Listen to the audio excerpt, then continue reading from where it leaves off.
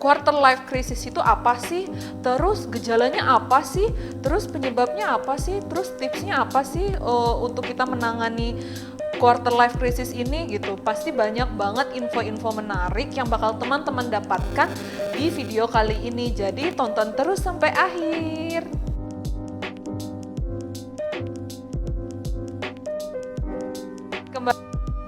Kembali lagi di channel YouTube si Saul. Oke, di video kali ini aku mau ngebahas tentang quarter life crisis. Nah, kalau misalnya aku bilang quarter life crisis, yang ada di pikiran teman-teman itu apa? Ayo, nah untuk lebih jelasnya mendingan kita tonton terus video ini sampai akhir karena ini sangat-sangat bermanfaat. Oke, sebelum menonton video ini sampai akhir, alangkah baiknya di like, comment, dan subscribe. Quarter life crisis itu apa sih? Terus gejalanya apa sih? Terus penyebabnya apa sih? Terus tipsnya apa sih untuk kita menangani quarter life crisis ini gitu. Pasti banyak banget info-info menarik yang bakal teman-teman dapatkan di video kali ini. Jadi tonton terus sampai akhir. Nah, apa sih sebenarnya quarter life crisis itu? Kita bahas yuk bareng-bareng. Nah, quarter life crisis itu adalah kondisi di mana seseorang usia 20 tahun sampai 30 tahun yang mengalami kekhawatiran atau cemas mengenai masa depannya. Dari berbagai aspek, bisa dari pekerjaan, terus bisa dari percintaan, relasi, status, hubungan, banyak banget. Dan hal ini sebenarnya dapat mempengaruhi psikologi teman-teman, baik jangka pendek ataupun jangka panjang. Oh ya teman-teman, tahu nggak sih bahwa seseorang yang mengalami quarter life crisis ini bahkan bisa berpengaruh tentang kehidupan dia gitu loh.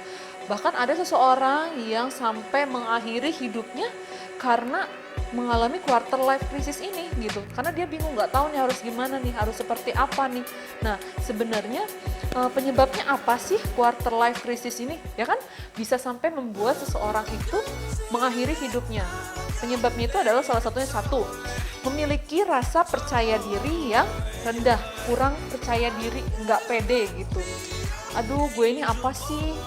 Gue ini kenapa sih? Aduh gue nggak pede nih, aduh gue kayaknya nggak mampu deh. Itu salah satu penyebab dari quarter life crisis. Yang kedua, bisa membanding-bandingkan dirinya dia itu dengan orang lain gitu. Kayak misalnya, aduh gue udah usia 25 tahun tapi gue belum bisa jadi apa-apa gitu. Gue udah usia 25 tahun nih tapi gue nggak tahu nih hidup gue mau dibawa kemana gitu. Gue bingung, gue pusing kayak gitu. Terus ada juga di usia 25 tahun seseorang itu sudah menikah, ya ampun dia sudah menikah di usia 25 tahun. Tapi jangan salah, ada juga yang di usia 25 tahun itu sudah meninggal. Kita tidak tahu, makanya kita tidak boleh membanding-bandingkan diri kita dengan orang lain. Ya, itu yang kedua. Yang ketiga adalah terlalu berpikir jauh tentang masa depan.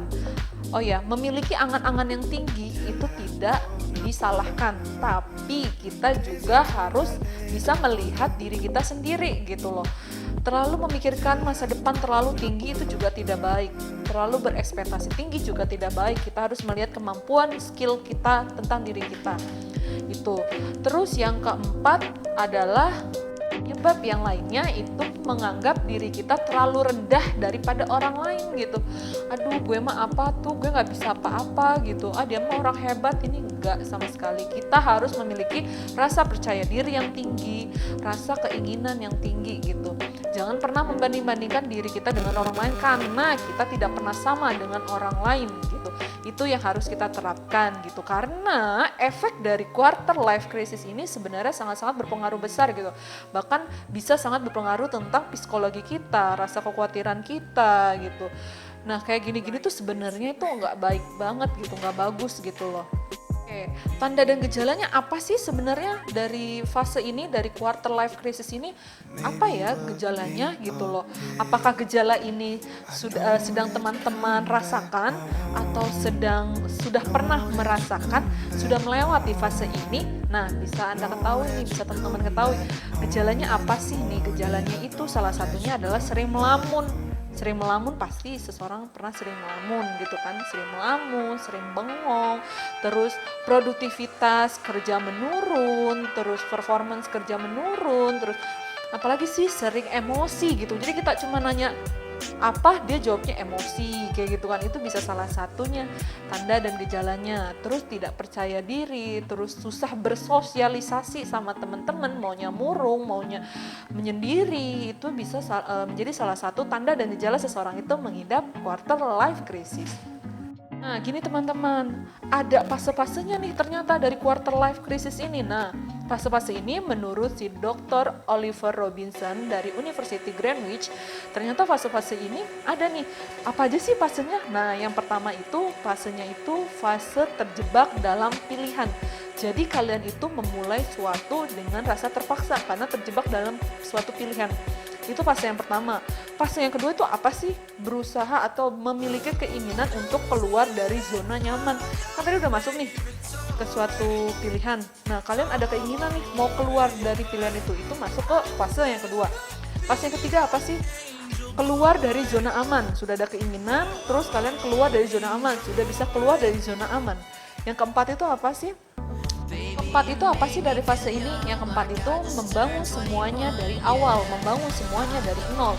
Ketika kalian sudah memiliki keinginan untuk keluar dari zona nyaman, terus sudah bisa keluar dari zona nyaman, otomatis kalian harus memulai lagi dari nol, mencoba lagi dari nol gitu, dengan semangat yang baru, dengan rasa percaya diri yang baru. Itu baik dari segi finansial, pekerjaan, karir, percintaan, itu semuanya.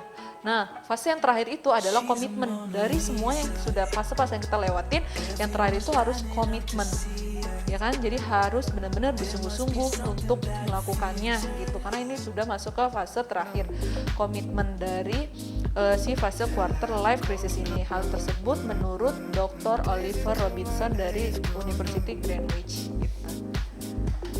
Nah, gimana? Itu penjelasan dari saya gitu, yang saya tahu dari berbagai artikel gitu, dari berbagai buku gitu kan, tentang quarter life crisis itu. Apa sih quarter life crisis itu gitu. Terus penyebabnya itu apa sih gitu, gejalanya apa sih, itu cara menanganinya apa sih gitu. Mungkin teman-teman sekarang lagi sedang menghadapi atau mengalami di fase quarter life crisis ini kan, bisa aja. Dan saya sendiri juga mungkin lagi ada di fase ini, atau sudah lewat, atau sudah pernah gitu. Karena setiap orang pasti pernah merasakan quarter life crisis ini. Karena quarter life crisis ini dialami oleh orang yang usianya 20-30 tahun gitu. Jadi bagaimana kita menghadapinya, bagaimana kita menjalankannya gitu, tentang quarter life crisis ini gitu. Semoga video ini bermanfaat buat teman-teman. Kalau misalnya ingin berbagi atau ingin berbicara atau berdiskusi tentang suatu hal, bisa komen di bawah ini.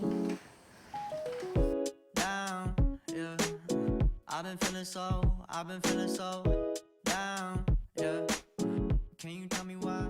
Can you tell me